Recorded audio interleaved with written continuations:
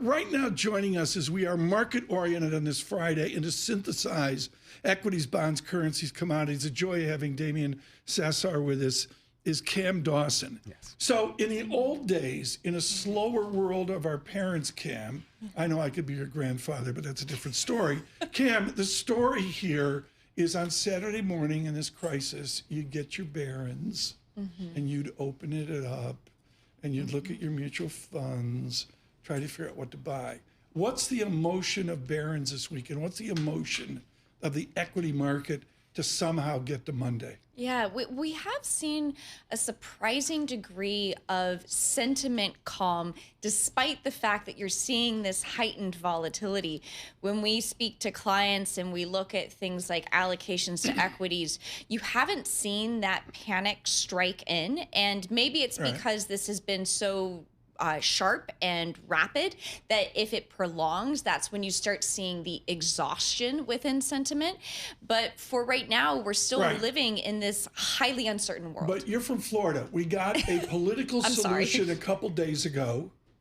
And the belief of the markets, as you correctly say, with a VIX of 41.57, we're now out to a fear of 60, is everyone's looking for a political solution. How critical, Cam Dawson, is it for the White House to deliver a political solution to this trade war versus waiting around and blaming Jerome Powell X number of days into this? Well, we certainly got a revelation about where the Trump put is, and it's about the bond market, not the equity market. Is it about the dollar market? Well, it could be this morning, but we do know that they actually don't really care about the strong dollar and that they see a weak dollar as acceptable. Let me translate that jargon, folks. They don't care about Damian Sassower. Damian, please. Well, Tom, I know you can be Cam's grandfather, but you could also be your sugar daddy. So let's talk about the sugar here. Market implied Fed expectations have indeed, Cam, been very stable, relatively stable since the 6-day sell-off. But here's what I'm looking at. I'm looking at less selling and selling in off-the-run treasuries, richening of on-the-runs. I'm looking at the basis. I'm looking at 30-year yields rising 60 bips even as risk assets are falling. Yeah.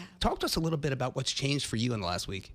I think the risks of a liquidity cascade have gone up. So go back to Corey Hofstein's paper from 2020 in the midst of the liquidity cascade that we had in the Treasury market as everything was melting down with COVID. And the takeaway from that is that risk-free or lower risk assets start to trade like risky assets.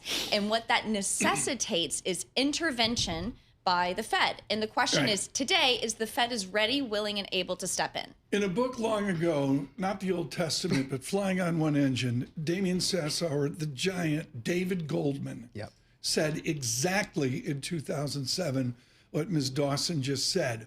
All of a sudden, it's not about the tertiary tranches. It moves up the food chain and quality starts to be harmed. Well, I mean, Cam knows this. Any financial conditions index, any one of them all, has really three main components. It has equities, it has intermediate spreads, and it has money market spreads, funding spreads. And it is working exactly as it should. Equities crapping out, sorry about that word, then intermediate spreads blowing out, and now we've got plumbing. Now we've got money market spreads doing its thing. So Cam, what variables, what indicators are you looking at the front end of the curve that's going to give you any sign of whether things are actually cracking?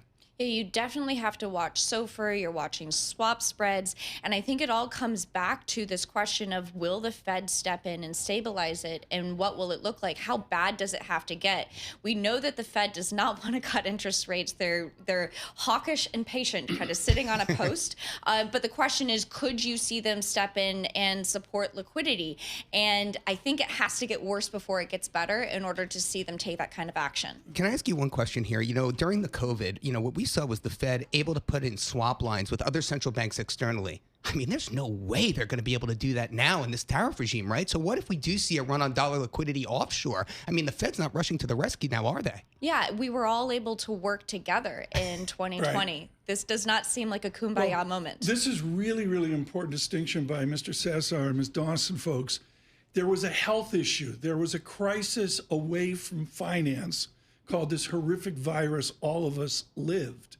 And the Fed could step in clearly and decisively, and that's really open to question. We're going to have a lot of jargon in the show today, folks. I will try to translate it as we go. Young Dawson mentioned SOFR, which I fought against. I like LIBOR, which, folks, is Dick Van Dyke and Mary Poppins with tuxedos on late in the movie. They literally sat folks in tuxedos in London and fixed 30-day LIBOR.